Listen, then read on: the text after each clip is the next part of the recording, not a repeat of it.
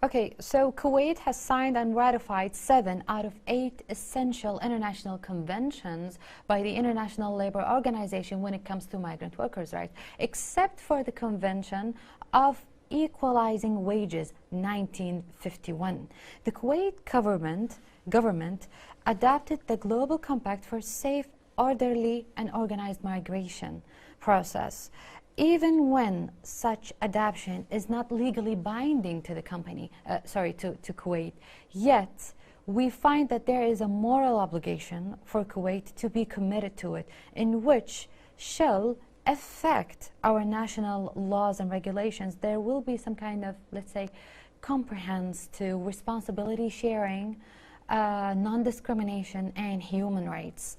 It is understood that the global cooperation would enhance the benefits of migration process and cure and tackle the risks of such migration process for migrant workers, especially that migrant workers all around the world would face challenges through this process, as they are, most of them, they would sell their assets, lands and properties to get this chance in which they would, work and function in other countries. And therefore, within this process, we see a great sacrifice being taken by migrant workers. And we don't want to see such process goes under the hands of recruitment agencies that do human trafficking or visa trafficking, or sponsors. These agencies are overseas, or sponsors nationally who use the visa conditions to, let's say, do the visa trafficking. Yeah, since you mentioned trafficking, Mr. Atyab, what is the difference between human trafficking and visa trafficking? Okay, so visa trafficking is to recruit and employ individuals with the measurements that violates the labor law or the visa conditions. And turning out that the employer may not actually need the laborer, but when they do this, there's always a price for the visa, and this thing is against the law, of course, and the laws of the state of Kuwait. But what is happening is the visa trafficking is always involved with a money transaction. Therefore, it is unlawful and illegal. As previously explained, that most of the workers are, vulnerable to exploitation, and they would take risks and sacrifice, sell their properties, they'll sell their assets to get this work job and work chance. Yet some cases would reach the incitement of human trafficking, not only visa trafficking, which actually threat the social and security and financial dimensions of the case. The visa trafficking overseas is happening actually, and it is a result of monopolizing the power or authority of granting the sponsorship in the favor of individuals, citizens like you and I, instead of giving such power to the government. And irrespective of Ministerial Resolution number 712 regulating Visa 18 of small project, when it comes to cases like visa transfer complaints that being filed by the migrant worker, you see what is happening is this particular resolution restricted the operation of the transfer itself, prohibiting laborers who are under Visa 18 small project to transfer into another, let's say, any government sector, any private sector company, whether if it was to small projects or regular companies. Unfortunately, such restriction is again enhancing the possibilities of visa trafficking.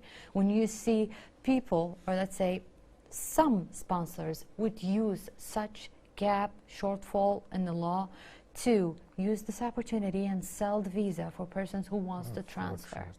Unfortunately. And when it comes to human trafficking, human trafficking is a different concept.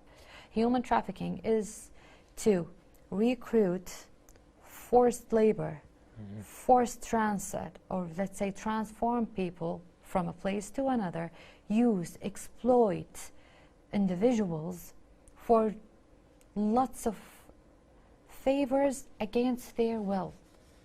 most of the human trafficking cases are actually on three, let's say, dimensions. They're not limited to these dimensions, but they take actions within these three criteria.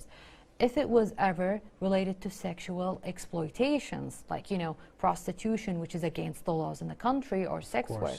When it comes to organs transit, which is physical exploitation. So sometimes it happens when migrant workers are being forced and being trafficked by taking their organs and, you know, selling them for implementing organs for another bodies and so.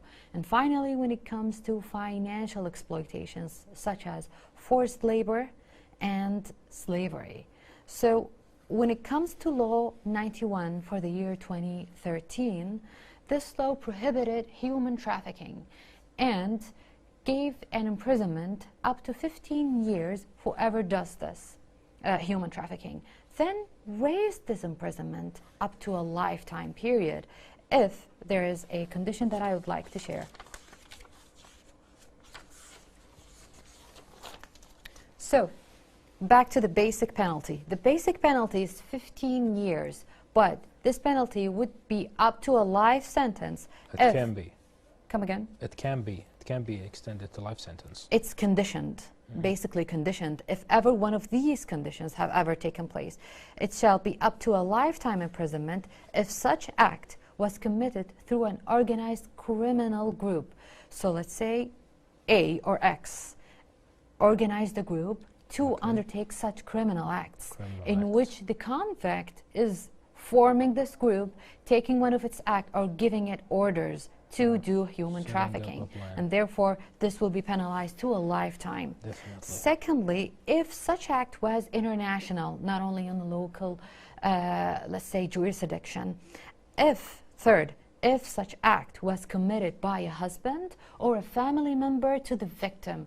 So when it comes to a family member doing human trafficking against a person, this is really sensitive because there are family matters, and the convict here knows the victim very well, so knows how to force them, to hate them and threat them in several ways, and to take control over the victim. This is why the imprisonment will reach up to a lifetime. Then you have the fourth condition, in which if ever human trafficking take a form of, you know, forced through weapons, whether if it was normal weapons or white weapons. That's horrible. Okay. Fifth case is if ever such act caused a permanent, let's say, disability or a permanent cause to the victim. So a victim would lose an eye, a hand, or let's say one of its body organs, as we explained earlier. So, for example, if a convict took a victim and took off his kidney to translate it in another body, now this is a human trafficking. And it's a crime also. It is human trafficking. So if somebody took the kidney now, it's never going to be back the same way it was. Therefore, this would reach up to lifetime imprisonment. Only in this case. Now, let's say within this case, if a government official used his authorities and powers designated to him by his job to do this human trafficking, then such misuse of power shall reach up to a lifetime imprisonment. Finally, if the victim ever faced death, so no, this is a mistake, sorry. That's okay. How can, like if you mentioned, like if they are stealing some victims' kidneys, who are the people who are like mostly spotted to their kidneys to be taken mostly? Okay, so and what they can do, like precautions they take. So human trafficking, is not dedicated to a criteria of people themselves, but you know, most of people face it.